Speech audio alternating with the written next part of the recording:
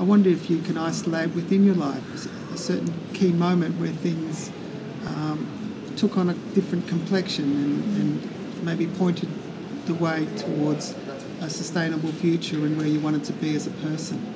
I suppose there'd probably be a couple. One of my earlier ones would be when my parents divorced and my mum came out. Mm-hmm. That was when I was about 14, so that was pretty major, partly because of my age at the time and partly because of obviously the complete lifestyle change of going from a 2 parents, 2 children family unit to a dad who soon after was in a de facto relationship who he's married with and married now, and my mum, and living with her girlfriends at various stages, but also the change in role that my parents played in a lot of ways, in that they were kind of rediscovering themselves as well, and I think there was quite a parallel between me being a teenager and doing that stuff and them sort of post-divorce doing some of that similar stuff of redefining who they are and figuring out a bit more about themselves and that sort of thing, the directions they're taking and stuff.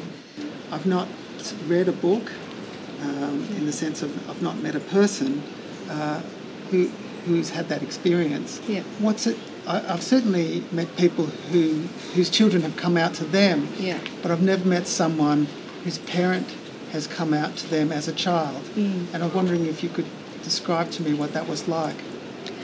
I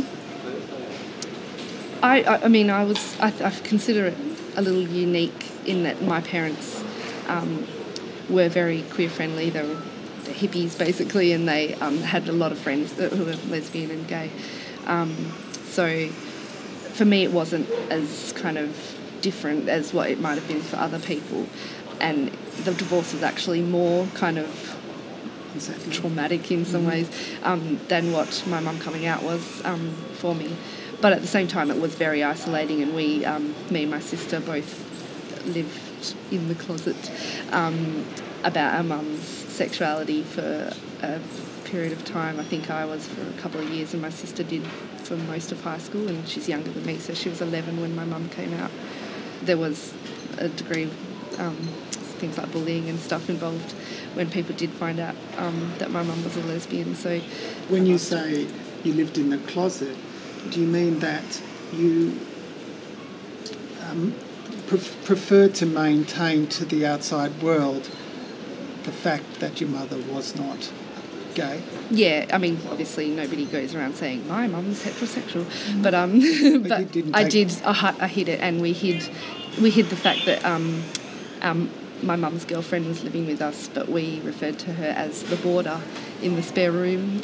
So to our friends, she was somebody who was staying in the spare room as opposed to being my mum's partner. So, and when your mum explained how she felt in terms of her sexuality, how did she do that to you, and was it adequate?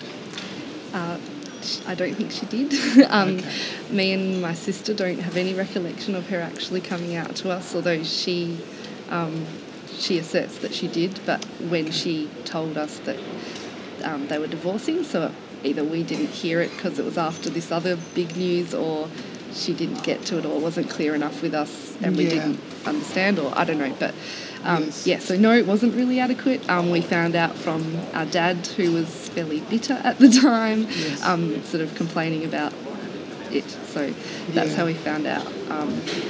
That was probably one of my biggest struggles through that period of my life, was that I was of an age and things were happening to me where I was wanting to be really fiercely independent and have my own say in what was going on in my life and stuff, but as a 14, 15, 16-year-old, they were trying to protect me and not tell me the whole story and that sort of stuff, which I resented a bit, especially at that age when I was wanting all that information and to make my own decisions and thoughts. Do you find yourself caught on the other side of that dilemma in your work now?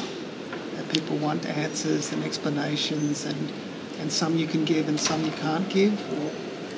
People may sometimes say, like parents occasionally will call me up and sort of say, you know, I found this in his room, does that mean he's gay, or something like that? And, you know, I've very careful, and something that in my trainings I cover is for professionals working with people, to not diagnose somebody as gay or lesbian or bisexual or anything, but that's something that only an individual can decide or realise in their own time and as it feels right for them. So I guess you would have some kids asking you the question, am I really gay? I'm not sure. Can you tell me the answer?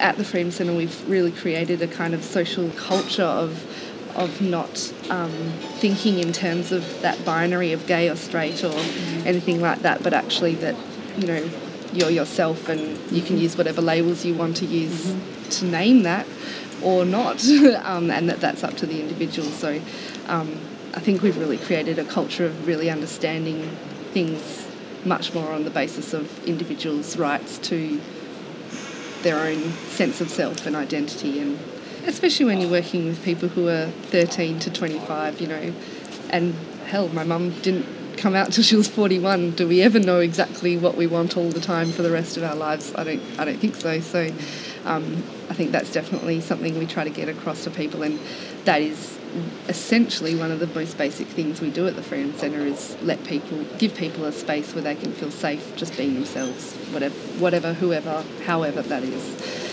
Do you have an idea about what you'd like to do in the next chapter of your life? Lots of them. Too many. Yeah.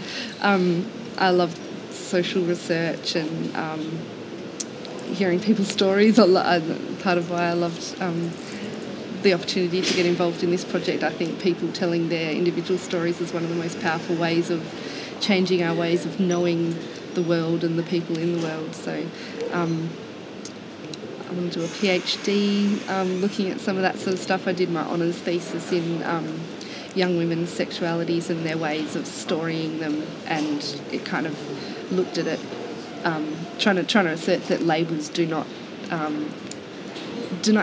adequately describe somebody's sexual experiences and life stories and that sort of stuff. So I'd like to sort of take that further a bit as well. So. Well, it's been a beautiful experience getting to know your story.